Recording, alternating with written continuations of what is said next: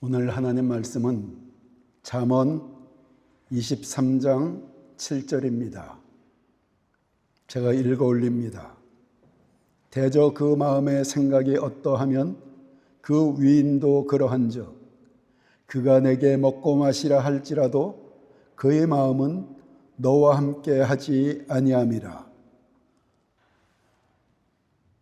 오늘 말씀의 제목은 생각은 모든 것의 출발점입니다. 우리 삶은 어떻게 시작되는가? 생각에서 시작됩니다. 먼저 생각하고 움직이고 그리고 결과가 나타납니다. 그러므로 생각을 잘하면 좋은 열매를 맺고 생각을 잘못하면 나쁜 열매를 맺게 돼 있어요. 생각에 따라 우리 삶의 성공과 실패가 결정된다는 것입니다. 그렇게 생각은 우리의 삶에 중요한 영향을 끼칩니다. 그러므로 우리는 어떤 생각을 갖고 살아야 될 것인가? 어떤 기준으로 살아야 될 것인가? 첫째, 성경을 기준으로 생각해야 합니다. 우리 생각에는 여러분 반드시 기준이라는 게 있어요. 아무 기준 없이 생각하지 않습니다. 예를 들어 봅니다. 이태리와 한국, 세계 선진국들에서 요즘 유행하는 문화 중에 하나가 혼전동거예요. 일단 살아보고 맞으면은 결혼하자. 그들은 그렇게 해서 혼전동거를 이 시대의 모든 사람들이 주변에 다 그렇게 하니까 그게 옳은 줄 알고 그렇게 그런 기준으로 합리적이다. 그래, 살아보고 성격이 맞는지 생활 습관이 맞는지 알아보고 결혼하면 좋지. 이렇게 그런 문화적 기준으로 생각하고 행동합니다. 그런데 그것이 옳습니까? 여러분,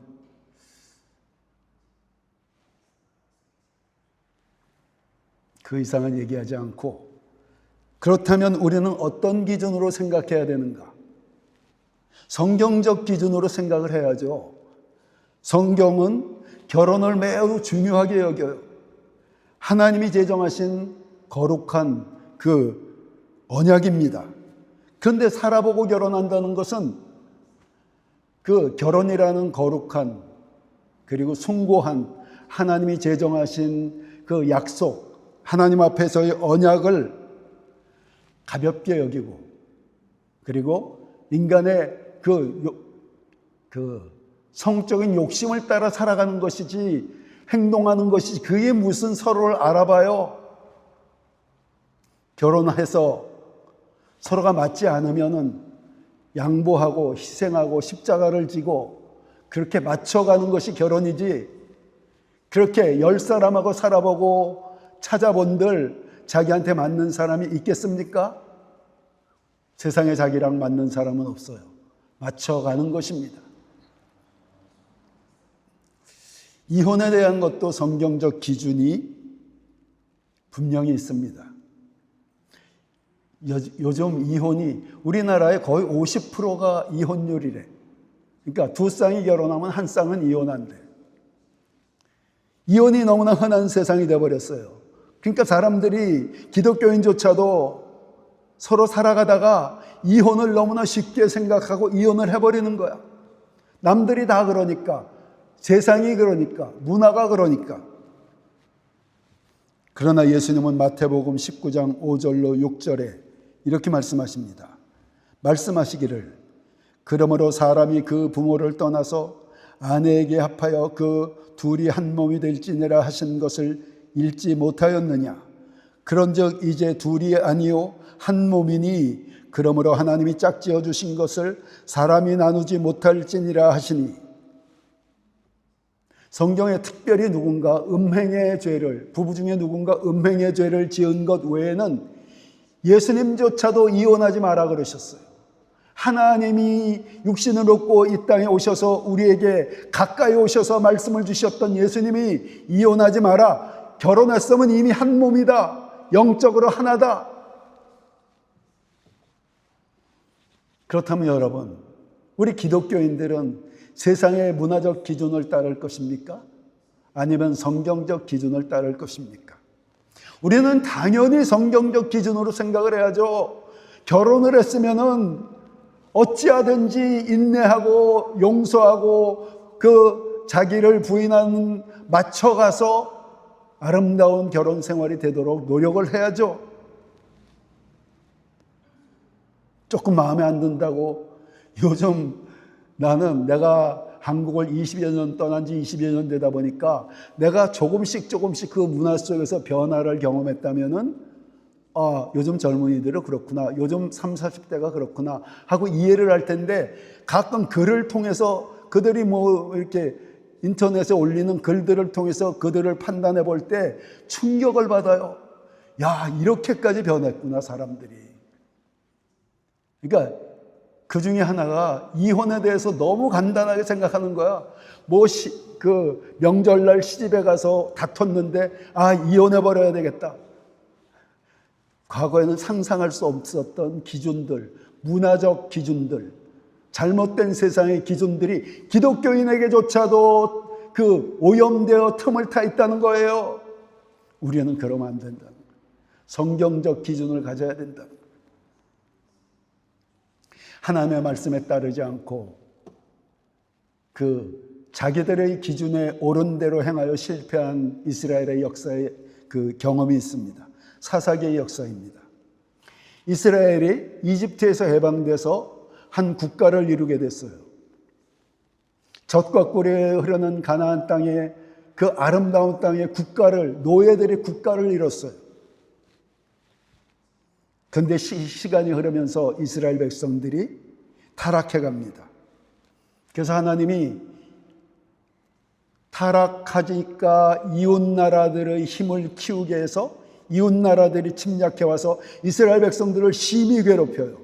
그럼 그들이 하나님 앞에 부르짖습니다. 하나님, 우리가 너무나 괴롭습니다. 우리를 구원해 주세요. 그러면 사사를 보내요. 사사를 통해서 구원해 줘요. 시간이 흐르면 또 타락해요.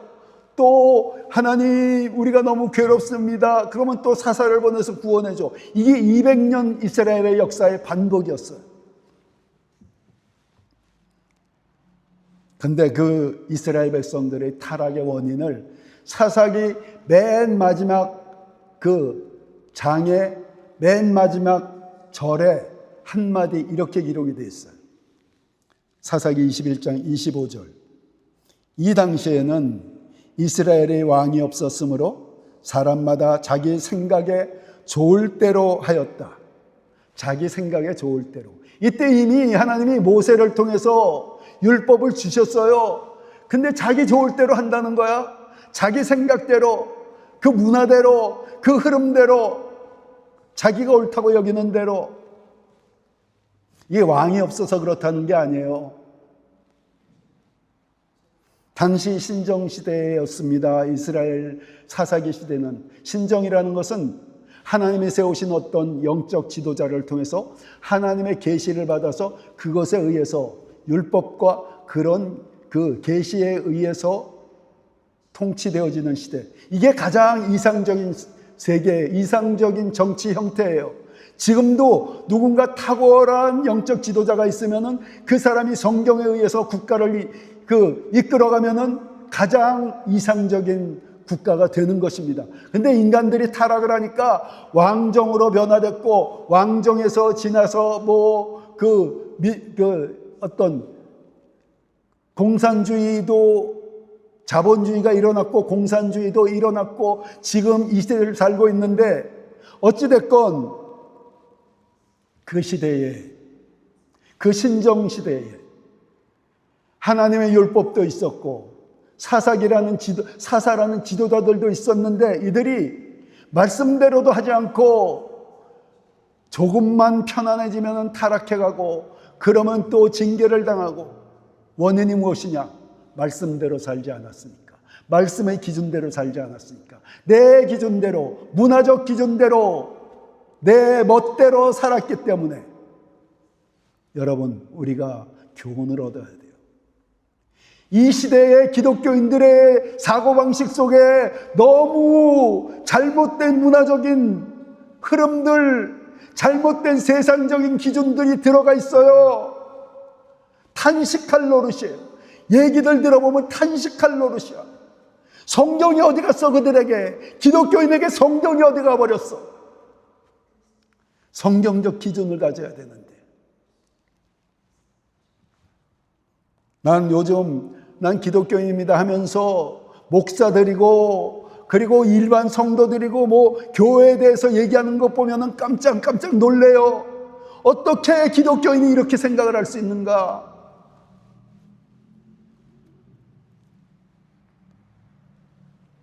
고린도후서 10장 5절에 이렇게 기록이 됐습니다. 하나님 아는 것을 대적하여 높아진 것을 다 무너뜨리고 모든 생각을 사로잡아 그리스도에게 복종하게 하니. 하나님의 말씀에 벗어난 문화적, 세상적 기준들은 다 교만에서 온 거예요. 타락한 인간의 교만에서 온 거예요. 하나님의 크고 넓고 깊고 높은 우리에게 주신 하나님의 말씀의 기준, 가장 완벽한 기준, 우리는 모든 삶의 영역들을 하나님의 말씀의 기준으로 생각해야 되는 것입니다.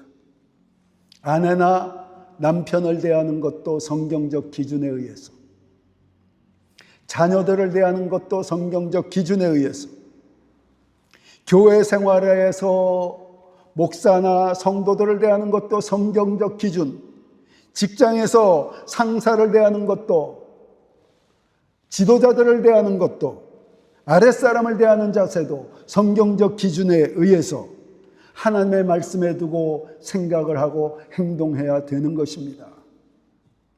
세상이 그렇게 하니까, 문화가 그러니까 하나님 말씀을 젖혀두고 우리 생각대로 하면은 사사기의 역사가 반복되는 거예요. 여러분 삶에 하나님이 사랑으로 인해서 징계가 오게 되고 있는 거예요. 우리나라가 이 기독교가 욕을 먹고 있는 이유들 중에 하나, 하나님의 징계라는 거예요. 둘째, 신앙적 의미를 생각해야 합니다. 여러분, 우리는 우리 주변에서 일어나는 모든 일들에 대해서 표면적인 원인과 결과만을 생각하는 게 아니에요. 일어나는 모든 일들에 대해서 이게 왜 일어났지? 하나님이 왜 이렇게 하셨지? 이것을 먼저 생각할 줄 알아야 돼. 그걸 습관을 들여야 돼. 무슨 일이 벌어지면은, 좋은 일이 벌어지면은 하나님이 도우신 거구나. 가령 예를 들어서 차를 타고 가다가 주차 자리가 하나 났어. 그런 것조차도 깊이 보면은 하나님이 여러분들 위해서 예비하셨다가 주신 자리, 이런 그 영적 분별력의 생각을 가져야 돼요. 뭔가 내가 안 좋은 일이 일어났어. 이거 뭔가 내가 하나님 앞에 뭔가 잘못한 게 있나? 혹은 마귀가 나를 지금 공격하는 건가? 이렇게 영적인 신앙적 관점에서 먼저 생각할 줄 알아야 돼요. 이게 여러분들에게 훈련이 돼야 돼요. 그냥 일어나는 일들, 자연 현상이구나, 그냥 인과율에 의해서 생겨난 거구나, 그냥 현실적으로 생겨난 거구나, 이렇게 보니까 하나님의 손길에 대해서, 하나님의 인도하심에 세밀하고 여러분들을 세밀하게 이끌어가는 그 손길들에 대해서 잘 알지 못하는 거야. 그러니까 옛날에 이런 얘기가 있죠. 맷집 좋은 기독교인. 잘못해서 하나님이 징계를 하시는데 맞으면서도 모르는 거야. 그러니까 계속 얻어 터지는 거야. 좋은 일이건 나쁜 일이건 하나님이 하신 거구나, 이걸 분별할 줄 알아야 돼요. 혹은 마귀가 이러는 거구나, 이런 분별력을 항상 생각해야 돼요.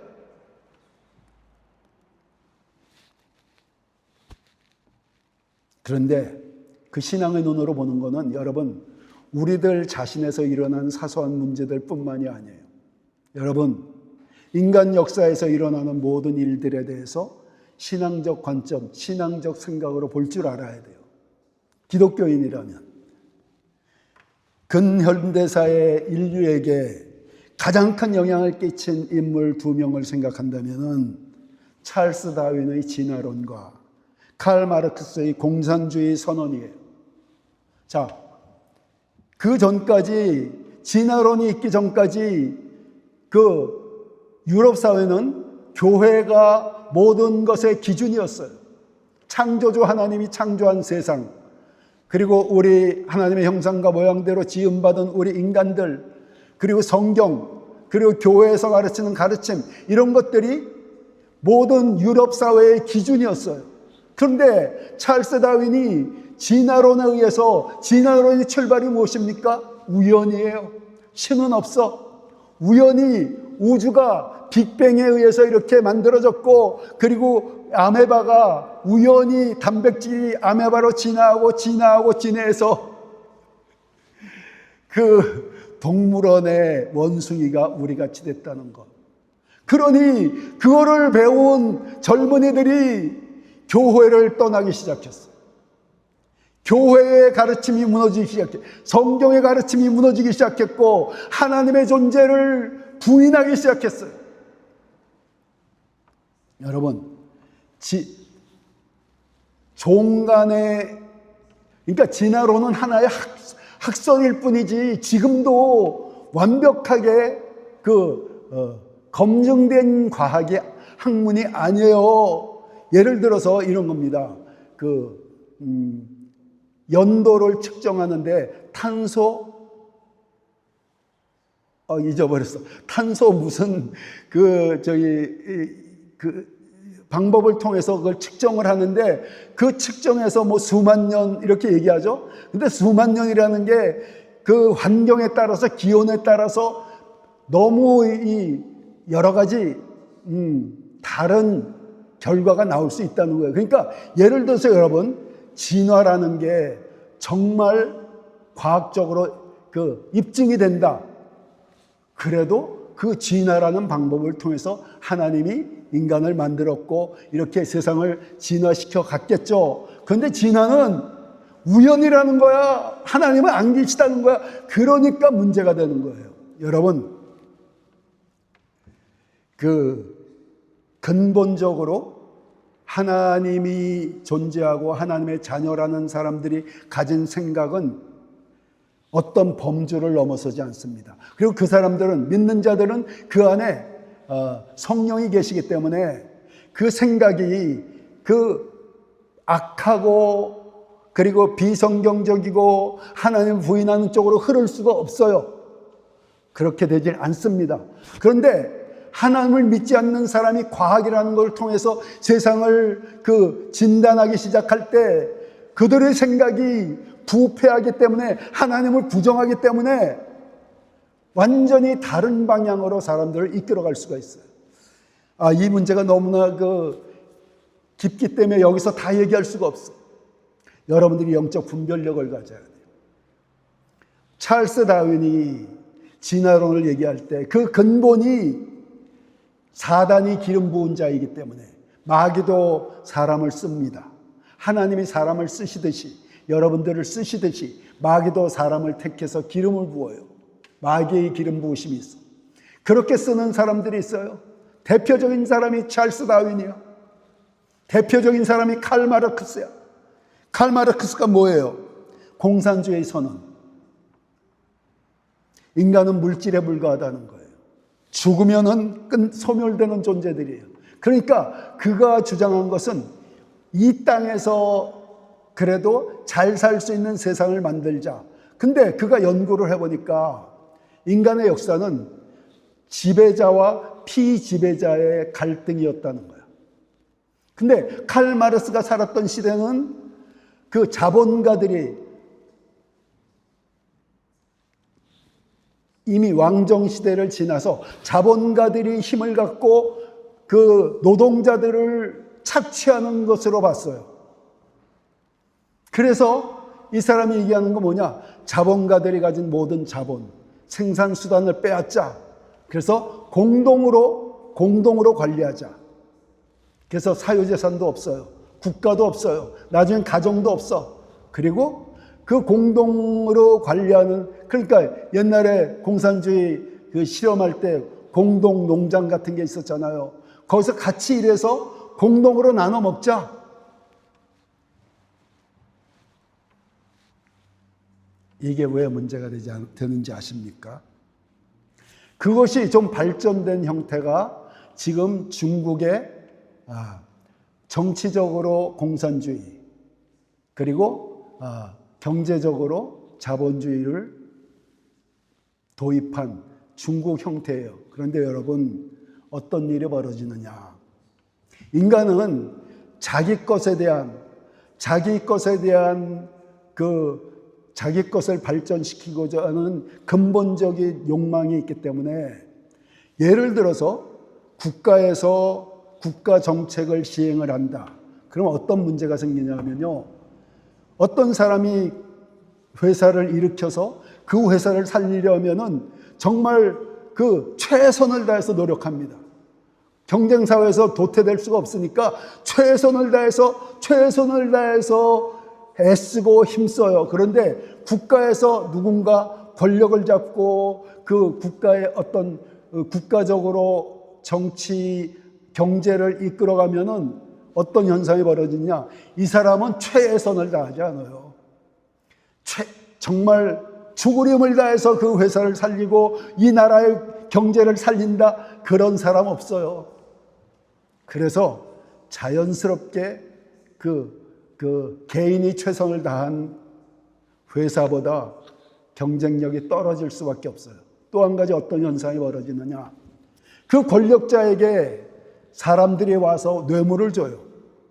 뇌물을 줘서 나한테 유리한 방향으로 그 경제 방향이 옮겨지도록 뇌물을 주면서 그 사업가들이 그들에게 부탁을 해요.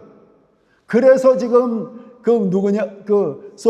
러시아, 중국 지도자들이 수백조, 엄청난 재산을 갖고 있는 이유가 그 권력을 통해서 부패해 가기 때문이에요. 그래서 역사를 통해서 이미 검증이 된 거예요. 공산주의, 조금 발전한 사회주의, 중국식 사회주의, 다 실패한 거예요. 여러분, 그 공산주의를 실험했던 사람이 러시아의 레닌과 스탈린, 중국의 모택동입니다. 러시아는 공산주의 혁명을 통해서 스탈린이 약 2천만 명의 사람들을 죽였어요. 모택동은 약 7천만 명의 사람들을 죽였어요. 챗GPT에게 물어봤어요. 인류 역사상 가장 악한 지도자가 누구냐? 캄보디아의 폴포트 아십니까? 옛날에 한 40년, 40년 전에 공산주의 혁명을 일으킨다고 자기 그 국가 인구가 뭐 몇백만 명밖에 안 되는데 300만 명을 죽였어. 지식인들, 그리고 그 부르주아들 300만 명을 죽였어. 폴포트, 그리고 히틀러, 그리고 스탈린, 모택동, 전부 공산주의자들, 사회주의자들. 역사적으로 이미 검증되어진, 잘못되어진 사상. 그런데 여러분, 무서운 것은 이 시대에 모든 나라들이 겪고 있는 문제가 이 체제, 이념 전쟁이라는 거예요. 좌파와 우파. 그 사회주의 사상을 기본으로 하는, 근본으로 하는 좌파, 그리고 기독교 사상을 근본으로 하는 우파. 이게 온 세계에 지금 가득 차 있어요. 내가 이런 얘기 설교 중에 거의 안 했습니다. 그런데 너무 심각해서, 특히 젊은이들 너무 심각해서 알려줘야 돼요. 여러분, 그들의 근본이 무엇이냐에 따라서 나타나는 현상이 너무나 달라요. 여러분, 나는 하나님이 영분별의 은사를 주셔서 좀 분별력이 있는데 이래요. 옛날에 보면은 그 좌파들이 댓글을 달지 않습니까? 그러면 공통적으로 느껴지는 게 뭐냐 하면은, 야, 이 사람들은, 나는 그때 좌파 우파도 아니었어요. 난 옛날에 그 광화문에서 촛불 막 시위할 때 오히려 나는 그걸 긍정적으로 봤어. 그랬던 사람이야. 근데 공부를 해보니까 여러분, 좌파들은 이상하게 댓글을 달면은 그 댓글에 악에 받쳐 있어, 내용들이. 막 내용들이 악에 받친 내용, 그 표현들. 난 옛날에 이게 왜 이런가? 이게 무슨 현상인가? 근본이 사단으로부터 온 사상이기 때문이에요. 근본이, 그들의 영적 근본이 사단에게 영향을 받고 있기 때문이에요. 그래서 그런 것들을 볼 때 여러분, 영적 분별력을 갖고 볼 줄 알아야 돼요. 신앙적 관점으로, 신앙적 생각으로 사회현상, 역사적인 사건들, 세상이 돌아가는 것들을 여러분 개인적인 주변에서 일어나는 일들 뿐만이 아니라 그렇게 세상을 신앙적 관점으로 볼 줄 알아야 돼요. 또 자연재해, 홍수, 지진, 쓰나미, 그리고 전쟁 같은 것들, 이런 것들 속에서도 하나님의 손길이 있다는 거예요. 2001년 9월 11일 미국 뉴욕 세계무역센터 건물에 테러범들이 장악한 비행기가, 나 그거 아침에 어느 날 한국에서 봤을 때 깜짝 놀랐어. 비행기가 이렇게 영화 같아요, 영화. 여러분들 다 보셨을 거예요. 비행기가 날아가다가 그 맨하탄의 높은 건물에 꽝 부딪히면서 폭발을 하는데, 저거 뭐지? 내가 영화를 보고 있는 건가? 미국 본토가 그렇게 공격받은 것은 처음이에요. 진주만도 습격을 당했지만 그것은 진주만은 저 외곽에 좀 그런 것이고, 미국 본토 중심이 공격받은 건 처음이야. 수많은 사람들이 죽어갔어요. 그 후 미국 국민들에게 어떤 현상이 일어났느냐? 수많은 사람들이 교회로 몰려오게 됐어요. 미국이 부패하니까 하나님이 그런 징계를 통해서 그 사람들을 깨어나게 하셨어요. 동일본 대지진으로 사망자가 2만여 명이 넘었습니다. 실종자가 2,500명. 다 죽었겠죠, 실종자들. 그 후 일본에도 부흥이 일어났어. 그 기독교가 들어가지 않는 나라에 부흥이 일어났어. 여러분, 그러므로 우리는 내게 일어나는 일, 또는 국가에서 일어나는 일, 세계적으로 진행되는 일, 그 모든 역사적으로 일어났던 일들에 대해서까지도 신앙적으로 생각하는 그런 관점을 가져야 된다는 거예요. 셋째, 여러분들에게 적용되는 말씀입니다. 크고 높은 생각을 해야 됩니다. 생각은 행동의 출발점이에요. 작게 생각하면 작게 행동하고, 크게 생각하면은 크게 행동하게 돼 있어요. 크게 행동해서 큰 열매를 맺게 돼 있어요. 젊은이들 잘 들으셔요. 그런데 우리 생각이 살아가면서 너무나 위축되어 있다는 거예요. 실패를 경험해요. 여러분, 초등학생 저학년들, 옛날에 우리들에게, 내 시대에 어린 아이들에게 물어보면 너 꿈이 뭐냐? 난 세계적인 화가가 될 거예요. 나는 대통령이 될 거예요. 나는 세계적인 기업가가 될 거예요. 누구나 어린 시절에 그 꿈이 아주 크고 창대했어.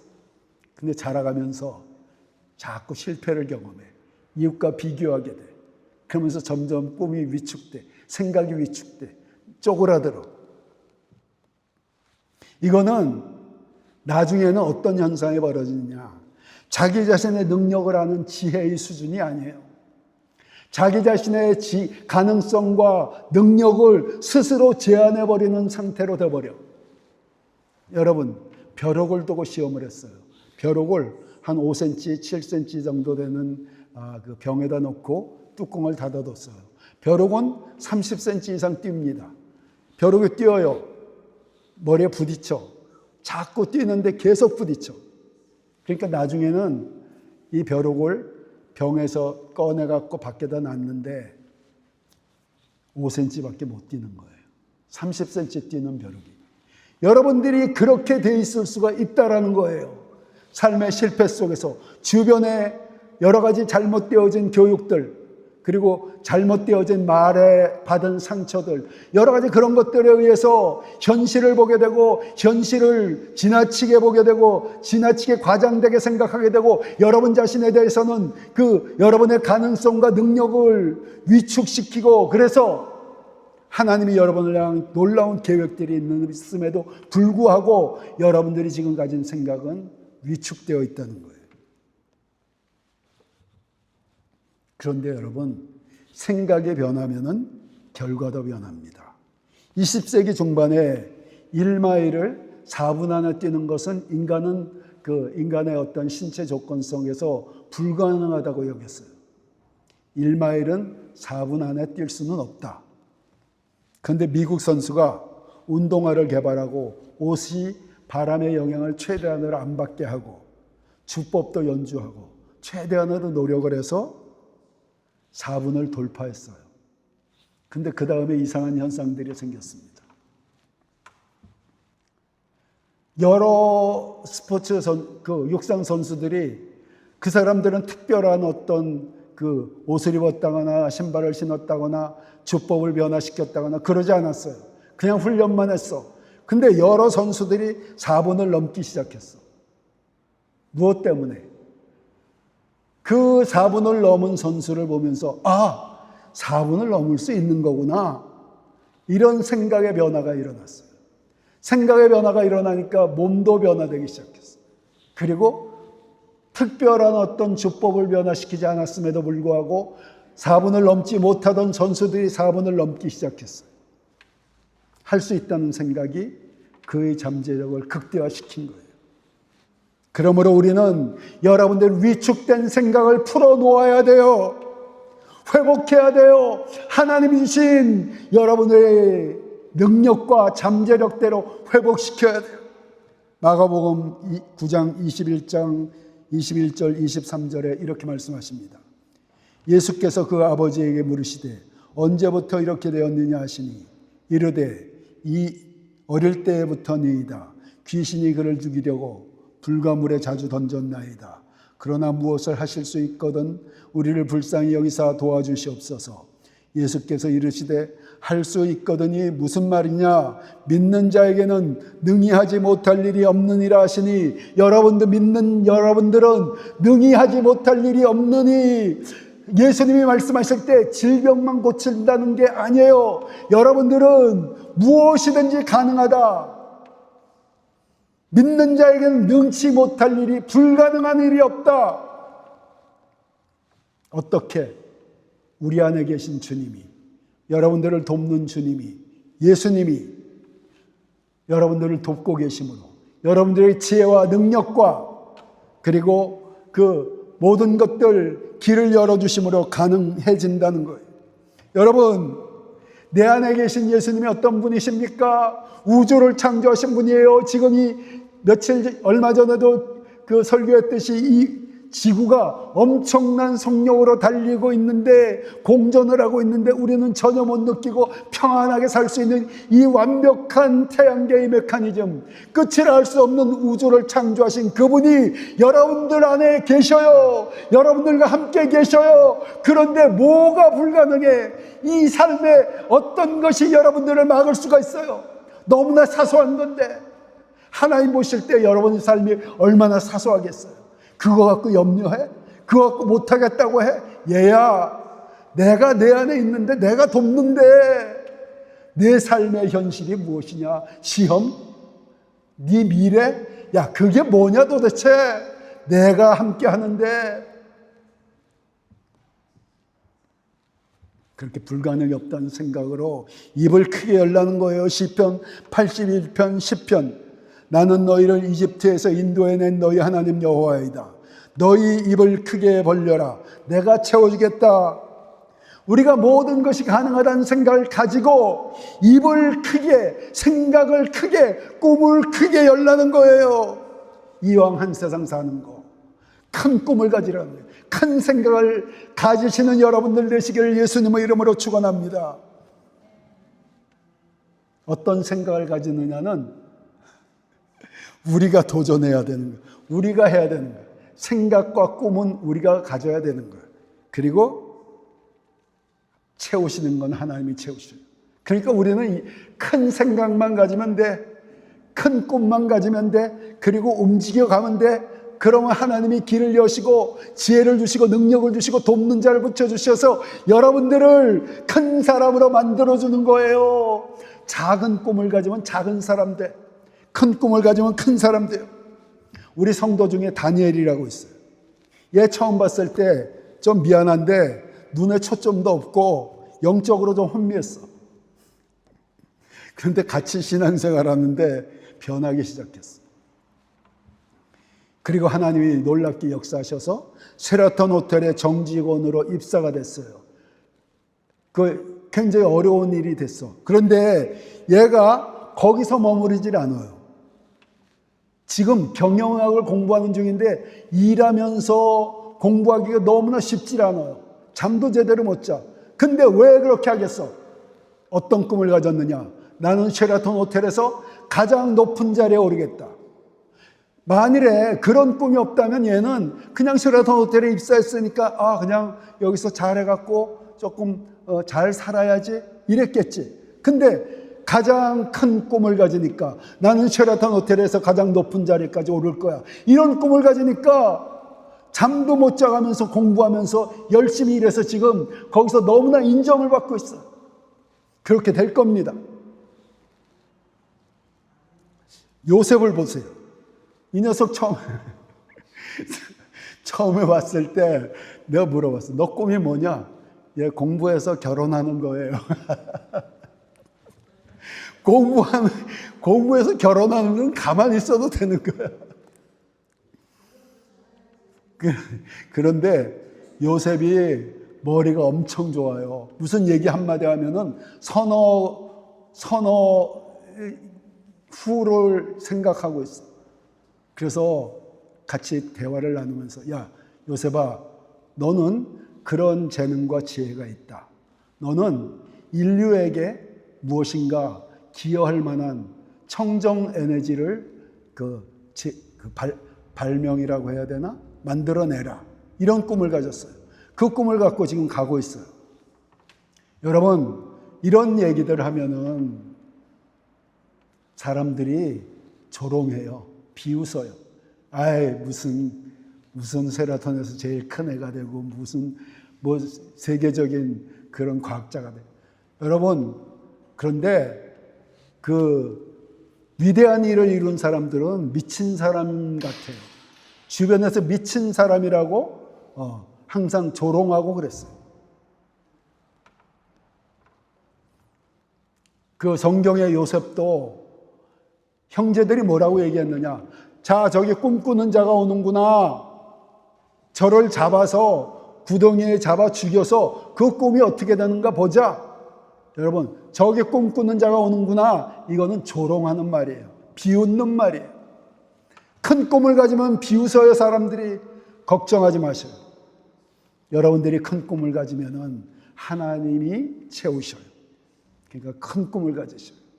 그것이 내가 찬양 사역자가 된다 하더라도 나를 통해서 수많은 사람들에게 영감을 주고 그들을 주께로 돌아오는 그런 찬양 사역자라는 것 자체는 큰 자리가 아니죠. 근데 그 안에서 내가 수많은 사람들에게 영감을 주는 사람이 되겠다. 이런 꿈을 가지라는 거예요.